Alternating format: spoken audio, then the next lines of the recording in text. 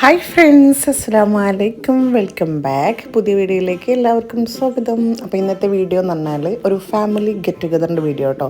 അപ്പോൾ നമ്മളെപ്പോഴും പ്രിഫർ ചെയ്യല്ലേ ബിരിയാണി മന്തിക്കോ. അപ്പം ഞങ്ങൾ എന്തായിട്ട് എല്ലാവരും കൂടി സദ്യ കേട്ടോ നമുക്ക് എല്ലാവരും കൂടി ആക്കാൻ നട്ട്. അപ്പോൾ എൻ്റെ ഉമ്മാൻ്റെ വീട്ടിൽ വെച്ചിട്ടാണ് പരിപാടി ഉള്ളത്. അപ്പോൾ നമ്മൾ ഓരോരുത്തരും ഓരോ ഡിഷ് ഏറ്റെടുക്കുക ചെയ്ത്. ഞാൻ 2 കേട്ടോ എടുത്തിട്ടുണ്ടായിരുന്നത്. ഒരു പച്ചടിയാണ്. അപ്പോൾ അതിലേക്ക് ഞാൻ പൈനാപ്പിൾ പച്ചടിയും ബീട്രൂട്ട് പച്ചടിയാണ്. അപ്പോൾ ഇതിൽ പൈനാപ്പിൾ പച്ചടിൻ്റെ റെസിപ്പി ഞാൻ പറഞ്ഞു കേട്ടോ. പൈനാപ്പിൾ നല്ല ചെറുതായിട്ട് കട്ട് ചെയ്തിട്ട് അതിലേക്ക് 1 സ്പൂൺ മഞ്ഞൾപ്പൊടിയും മുളക് പൊടിയും കുറച്ച് ശർക്കര, കുറച്ച് ഉപ്പ്, കുറച്ച് വെള്ളം ചേർത്തിട്ട് നന്നായിട്ട് മിക്സ് ചെയ്തിട്ട് നമുക്കൊന്ന് കുക്ക് ചെയ്തെടുക്കാം കേട്ടോ. അപ്പോൾ ഇത് ഞാൻ അന്ന് രാവിലെ കേട്ടോ വീട്ടിൽ നിന്ന് പൊന്നിക്കാനൊക്കെ ഇവിടെ ഗസ്റ്റ് ഉണ്ടായി നിൽക്കാൻ്റെ വീട്ടിൽ. അപ്പോൾ ബീട്രൂട്ട് പച്ചടി ഞാൻ ഓൾറെഡി അവിടെ ഉണ്ടാക്കി വെച്ചിട്ടുണ്ട്, അത് എല്ലാവർക്കും അറിയുന്നല്ലേ. പിന്നെ ഒരു മീഡിയം സൈസ് ഒരു നേന്ത്രപ്പഴം കൂടി ഞാൻ അതിലേക്ക് കട്ട് ചെയ്തിട്ടുണ്ട് കേട്ടോ. കുറച്ച് അത്യാവശ്യം പഴുത്ത് തന്നെയാണ്. പിന്നെ ഞാൻ കുറച്ച് പൈനാപ്പിൾ ഞാൻ മാറ്റി വെച്ചിട്ടുണ്ടായിരുന്നു, അതൊന്ന് പേസ്റ്റ് ചെയ്തിട്ട് അതും കൂടി ഇട്ട് കൊടുത്തിട്ടുണ്ട് കേട്ടോ. ഇത് ഏകദേശം വെന്തതിന് ശേഷമാണ് ഞാൻ പൈനാപ്പിൾ പേസ്റ്റ് ചെയ്തതേക്ക് ഒഴിച്ച് കൊടുത്തിട്ടുണ്ടായിരുന്നത്. നല്ല ടേസ്റ്റ് ഉണ്ടായിരുന്നു കേട്ടോ കഴിക്കാൻ. പിന്നെ ഞാൻ അതിലേക്ക് കുറച്ച് തേങ്ങ അരച്ച് ചേർത്തിട്ടുണ്ട്. തേങ്ങ, ജീരകം, കുറച്ച് ചെറിയ ഉള്ളി എല്ലാം കൂടി അരച്ചിട്ട് അതും ചേർത്തിട്ടുണ്ട് കേട്ടോ. ജസ്റ്റ് അത് നമ്മൾ തിളപ്പിച്ചെടുത്തിട്ടുണ്ട്. പിന്നെ കുറച്ച് മുന്തിരി ചേർത്തിട്ടുണ്ട് കേട്ടോ, കാണാൻ ഒരു ഭംഗിക്ക് വേണ്ടിയിട്ടും ആണ്. അപ്പോൾ അതൊന്ന് ജസ്റ്റ് ഒന്ന് തിളപ്പിച്ചെടുത്ത് പിന്നെ ഫ്ലെയിം ഓഫാക്കിയതിന് ശേഷം കുറച്ച് തൈരും കൂടി ചേർത്ത് കൊടുത്തിട്ടുണ്ട് കേട്ടോ. തൈര് ഫ്ലെയിം ഓഫാക്കിയിട്ടാണ് കേട്ടോ ചേർക്കേണ്ടത്. അപ്പോൾ പൈനാപ്പിൾ പച്ചടി ഇവിടെ റെഡി ആയിട്ടുണ്ട്. അതൊന്നും കൂടി തിക്കാവാം കേട്ടോ. പിന്നെ ഞാൻ അതിലേക്ക് കുറച്ച് കടുകൊന്ന് പൊട്ടിച്ചിട്ട് വേപ്പിൻ്റെ ഇല, ചുവന്ന മുളക്, അങ്ങനെ അതും റെഡിയായി. പൈനാപ്പിൾ പച്ചടിയും ബീട്രൂട്ട് പച്ചടിയും റെഡിയായി. അപ്പോൾ അതൊക്കെ സെറ്റാക്കി വണ്ടിക്ക് വെയിറ്റ് ചെയ്ത് കേട്ടോ. ഞാൻ ഇവിടെ നിന്ന് പോകുമ്പോൾ കുറച്ച് വായൻ്റെ ഇലൊക്കെ കൊണ്ടുപോയിട്ടുണ്ടായിരുന്നു. അപ്പോൾ ഇതാണ് എൻ്റെ തറവാടിൻ്റെ ഉമ്മാൻ്റെ വീട് കേട്ടോ അത്. അപ്പം ഉമ്മാൻ്റെ കസിൻസുകളും എല്ലാം ഉണ്ട്. എൻ്റെ ഉമ്മാൻ്റെ ജ്യേഷ്ഠത്തി, അനിയത്തി, അങ്ങനെ ഞങ്ങൾ എല്ലാവരും ഉണ്ട്. 2 ഫാമിലിയാണ്. ഉപ്പാൻ്റെ ജ്യേഷ്ഠൻ്റെ വീട്ടിലും ഞങ്ങളും. അങ്ങനെ നല്ല രസമായിട്ട് ചെയ്യുന്നു കേട്ടോ. പിന്നെയാണെങ്കിൽ എല്ലാവരും ഉണ്ടാക്കി കൊടുക്കുന്നതാണ് ഫുഡ്. അപ്പം അതുകൊണ്ട് പ്രത്യേക ഒരു ടേസ്റ്റ് തന്നെ ഉണ്ടായിരുന്നു. എപ്പോഴും ബിരിയാണി ഇതൊക്കെ കഴിക്കുമ്പം അതിനൊരു ടേസ്റ്റ് ഇല്ലല്ലോ. അപ്പോൾ സദ്യത്തെ ഒരുവിധമുള്ള കൂട്ടാനുകളൊക്കെ ഉണ്ടായിരുന്നു.